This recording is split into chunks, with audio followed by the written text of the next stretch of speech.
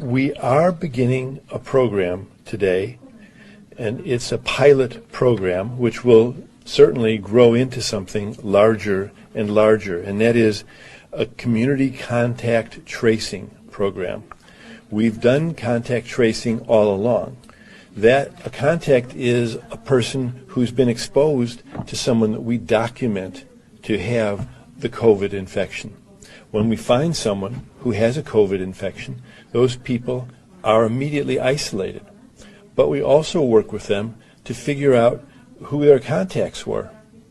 Luckily, because you have been doing such a great job of cooperating and staying indoors, staying isolated, it used to be there were 10 contacts, at least, for every patient that we would find. Now, it looks like there are probably only 2 or 3 or 4 contacts, not surprisingly, because most people have been staying away from others. And that's good news.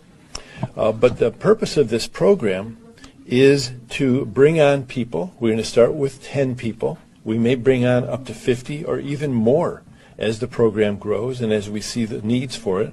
As we do more testing, we will find more and more people who have COVID-19. And again, we'll isolate every one of them, and we will find every one of their contacts, and we will make sure that they stay quarantined, and we'll check in with them every day.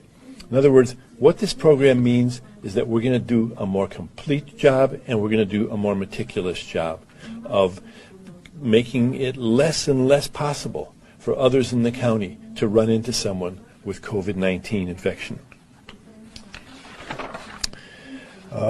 It's not just our county that's bringing more people on. There are going to be thousands of people hired who will be these contact investigators throughout the state. And this is occurring in many, many other states as well, perhaps all of the states in our country. We will be giving intensive training to these people, training not only for identifying and finding contacts, but also in terms of how to be sensitive about doing it. We also realize that as we find more contacts, some of the people we find are going to have trouble being isolated. For instance, if they live in a home where there's only one bathroom and there are 3 or 4 other people living there, and those people don't have COVID infection, we're not going to be able to keep the person in that home. Every person who we're isolating, for instance, needs to have their own bathroom. And so we'll be moving people like this into other kinds of housing that we have available. They'll also have other needs, perhaps, food, whatever it's going to be. The county will be there to back them up and to support them.